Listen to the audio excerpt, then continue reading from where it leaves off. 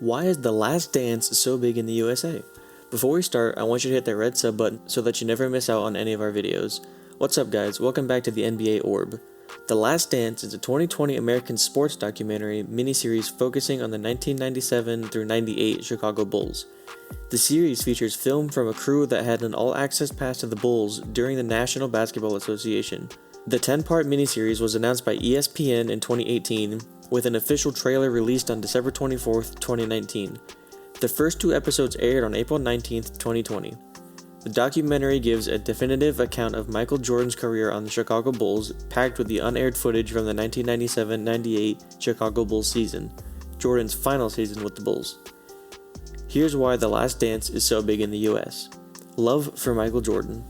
MJ steals the show everywhere he goes, so it's not surprising that he dominates the show's attention despite the efforts of some to wrench away the spotlight. Watching the man in action is mesmerizing. The sheer pace and bristling, irresistible energy with which he inhales the court in the sprint to the opposition basket is astounding. People in the USA could watch him endlessly as he contorts his body majestically, arms flailing in impossible positions to feint in pulling off ridiculous distance shots, making it the most wanting documentary as everyone loves Michael Jordan. Knowing the star's background. Eventually, however, people found appreciating the superstar with detached admiration.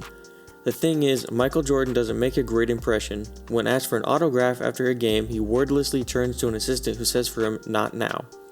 Sarcastically offering to shoot hoops with the Bulls, diminutive general manager Jerry Krause, Jordan points out that they have to lower the hoops first. He even buys the team's second best player, Scottie Pippen, a pair of golf clubs so that he can put him in his place in that sport too.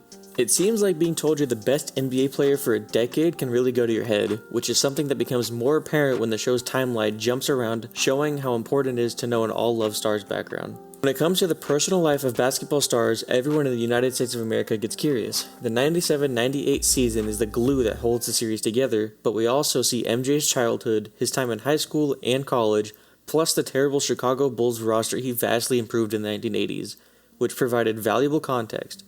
Experiencing MJ's time as a child with his pushy father, with his brothers that they'd fight with if they lost a one-on-one basketball match against each other, and him getting cut from the high school team makes the lurch back to 1997 even more jarring in an international exhibition win against the PSG Racing in Paris. Refusing to hug his ecstatic teammates, he dismisses the game as one that, for a regular NBA championship winner like him, just doesn't count. People demand for shows on weekends. The people in the USA spend their weekends on the couch watching TV of their heroes playing. When it comes to a legend that everyone wants a biography or a documentary of about his career or life, like anyone who's reached the pinnacle of their discipline, MJ's overwhelming drive to win is given. That said, it seems to be all there really is to him, based on this documentary. People hope that the show would get under his skin so that they could know more about the personality of a man which they only heard of but never understood. But, albeit based on the first two episodes of The Last Dance, winning does seem to be his personality. When his side is losing, he becomes epileptic. With Pippen sidelined with injury and the team on their worst run in years, it becomes not a moment for reflection that perhaps being a team player is important, but an excuse to yell at his teammates' shortcomings in training. Knowing about the team's life brings immense importance to an American fan. The reason The Last Dance is getting important was that the documentary reviewed that the rest of those associated with the Bulls aren't much more agreeable.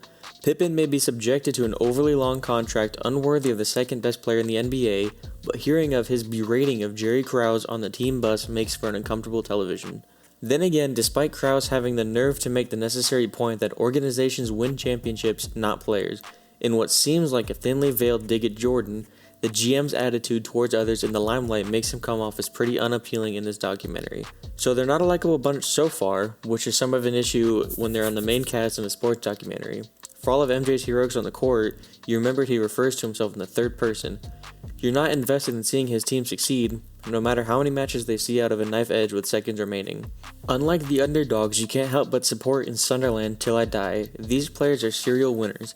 The drama of their petty squabbling doesn't make up for the reduced stakes of following a group on their quest to simply repeat their success. In the end, unlike the famous Michael Jordan, with such drama and intense suspense, it's a must for the fans to watch this documentary, showing its significance and importance. This brings us to the end of our video. I hope you enjoyed it. Hit like if you did, and don't forget to sub to our channel so that you don't miss any of our new videos coming out in the future. Also, watch these next two videos on your screen because I'm sure you'll love those too. With that, I'll see you in the next video.